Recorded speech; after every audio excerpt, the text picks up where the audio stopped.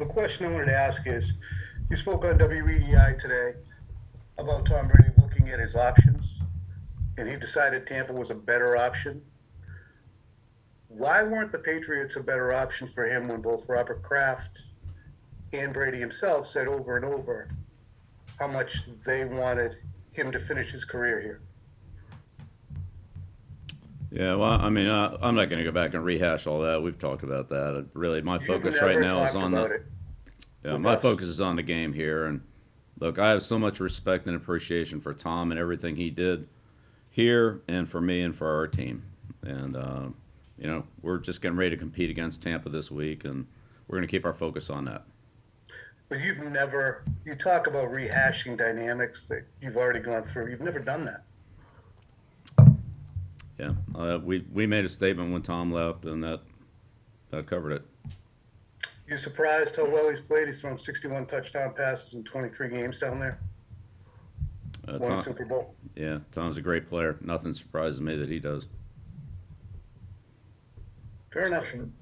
Next question, Andrew Callahan, followed by Ben Volen.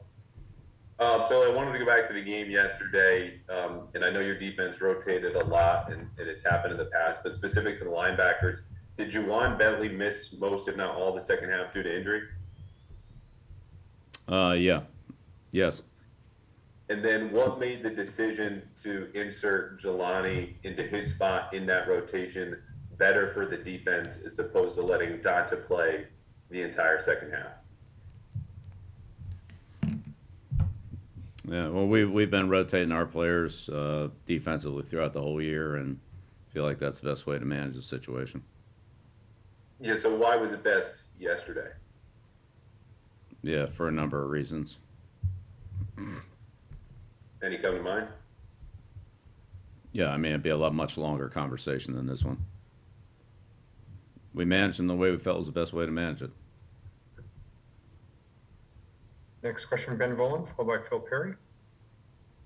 Morning, Bill. I have one quick question about the game and one about the Bucs. Yesterday, when you guys scored the touchdown to make it 21-12, you kicked the extra point, but was there any thought there to going for two? I'm just curious to your thought process there.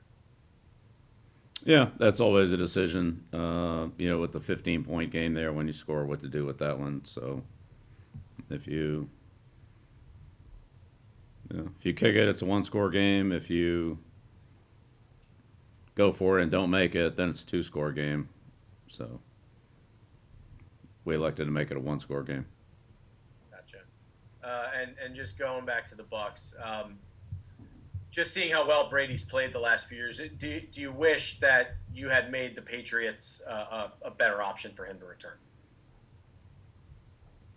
Yeah, again, I think we've already covered that. Well, what about the way just that they're playing on offense this year? What kind of challenge do they present on offense? Yeah, well, they have a really good team. They have very good offensive line, a lot of experience at the running back, receiver, and tight end positions. A lot of depth there. So it's a very, very talented offensive football team, very talented defensive football team, and that's why they're as good as they are. They got a lot of good players. They're well coached, and they got a really good team. Okay, thanks. Next question, Phil Perry, followed by Mike Reese. Hey, Bill, the stat sheet had Mac Jones, or it had the Saints as having hit Mac Jones 11 times yesterday. When it comes to the offensive line, after having a chance to watch it again, were there communication issues yesterday, or was it something else when it came to the pass protection there? Yeah, I mean, we threw the ball 55 times, so there was pressure on a few plays. There's some other circumstances on other ones, but I mean, overall, no, I wouldn't say it was bad. There were plenty of times that we had good time. Not every play, but when you throw the ball 55 times, you're going to get some pressure on the quarterback at some point. I mean, maybe not. You hope you're not, but I mean, realistically, it's a lot of passes. Right. And Bill, just how did you see, or how would you assess how Mac responded to being hit? Yeah, I think Max handled everything well. He's seen a lot. He's seen pressure. He's seen max pressure, max coverage. We've been in all different types of formations, empty, play actions, dropbacks, third downs. Unfortunately, we were in too many third and longs yesterday. And he's seen a lot, and I think he's dealt with all of it pretty well. But like any young player, there's a lot of room for improvement, and we need to improve just overall as a total football team, but certainly offensively. Thanks, Bill. Next question, Mike Reese, followed by Chair Sullivan. Bill, with the new IR rules, or with the IR rules, 3 weeks a player can start practicing again. Do you envision Nikhil starting to practice this week? It's a possibility. It's definitely a possibility.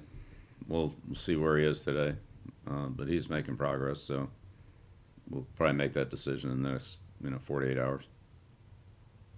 And when James went out, that role he fills, Brandon Bolden ended up getting probably 3 times the snaps to JJ.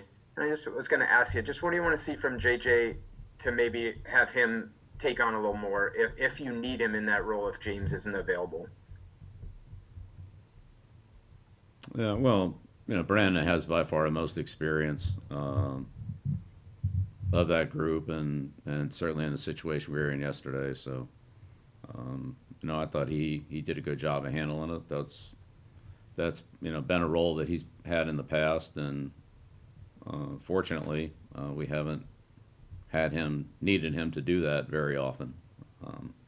But when he has, he's done a pretty good job, and I thought he did a decent job for us yesterday. So, being thrown into that situation, he handled a lot of blitz responsibilities and patterns, formations, so forth. It ended up being a passing game, most of the second half, and so I thought he handled it pretty well. But we'll see going forward. One other quick one, if I could. On this, we know how much pride you take in special teams. You guys have a lot of players that are on the team primarily because of what they do in the kicking game. I'm curious if, as you assess this, are you happy with the personnel you have, or do you need to start considering maybe a change or two just based on results that I would imagine you're not pleased with? Well, as I've said multiple times, I think we need to just do a better job in all areas. So offense, defense, special teams, playing, coaching, everything. We all need to do a better job. That's what we're going to try to do. A few final questions will be Chair Sullivan and Evan Lazar.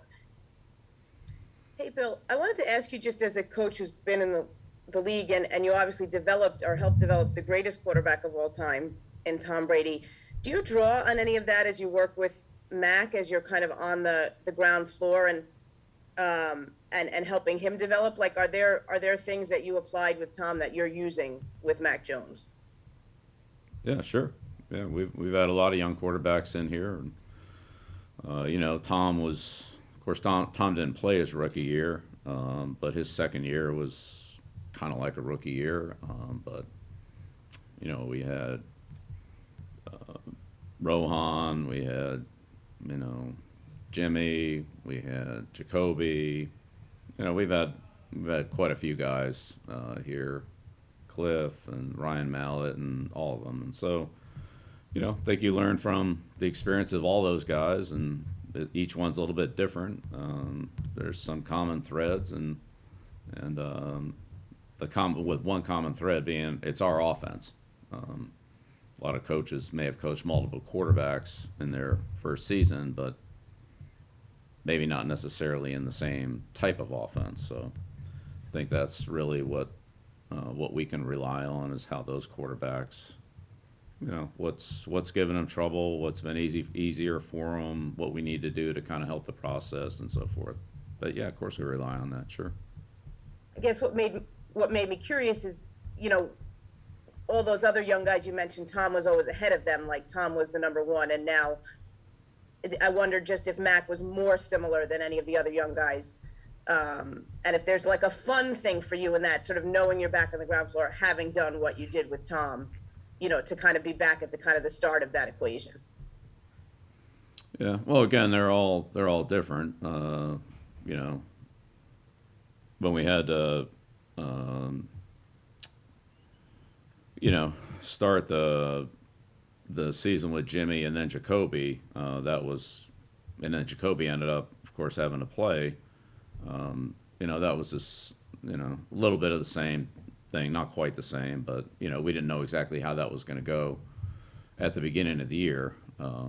You know, and then Tom came back, and that was, you know, that was easy at that point. But the first, you know, 4 games, we had to, you know, be ready with, you know, with 2 young quarterbacks. So, yeah, I think you learn from all those experiences, sure. But they're all different. But you know, you certainly take something from them. I mean, you know, I learn things every day. So.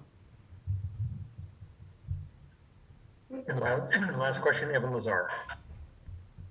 Hey, Coach, I just wanted to ask you about the 3rd and 7 play on New Orleans's final drive there, and just if there was any sort of conversation about maybe blitzing some extra rushers on that play, and just kind of what you saw in the play in general as well. Which play was that again, Evan? There's about 8:22 left in the 4th quarter. It's 3rd and 7 for New Orleans. From about their 28-yard line. Yeah. Yeah, well, they had, you know, New Orleans had mixed in some, in 3rd down, they'd mixed in some protection. You know, we pressured the first 3rd down of the 2nd drive. And they protected that and picked it up and ended up hitting, I think it was Callaway on the sideline on 3rd and 9 or 3rd and 10, something like that. So that's something that we had done earlier that they handled pretty well. You know, they were in a protection situation. Sean does a pretty good job mixing that up. So I wasn't that excited about running that again. That didn't go very well the first time. Got it. Thank you. Thank you, Coach. Thanks, everyone. All right. Thank you. And there's an opponent we're all up against, COVID-19. But there's a way to beat it. Get vaccinated. So when it's your turn, roll up your sleeves. And let's get to the finish line together.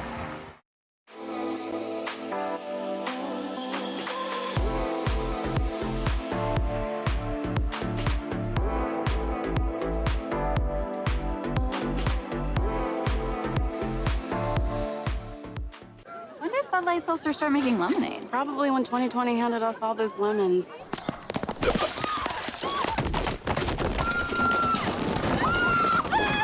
New Bud Light Seltzer Lemonade, packed with lemonade flavor after a lemon of a year. Opponents? I've gone up against thousands. And there's an opponent we're all up against, COVID-19. But there's a way to beat it. Get vaccinated. So when it's your turn, roll up your sleeves. And let's get to the finish line together.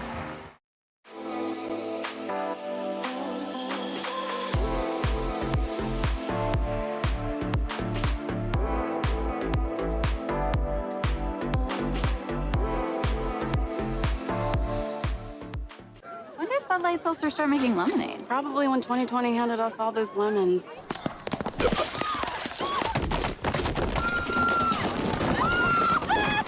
New Bud Light Seltzer Lemonade, packed with lemonade flavor after a lemon of a year. Opponents? I've gone up against thousands. And there's an opponent we're all up against, COVID-19. But there's a way to beat it. Get vaccinated. So when it's your turn, roll up your sleeves. And let's get to the finish line together.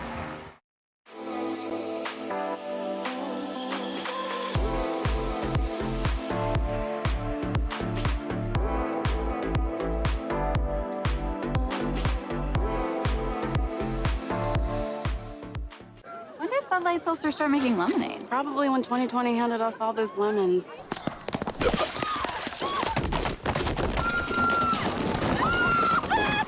New Bud Light Seltzer Lemonade, packed with lemonade flavor after a lemon of a year. Opponents?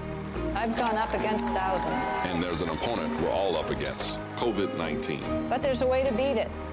Get vaccinated. So when it's your turn, roll up your sleeves. And let's get to the finish line together.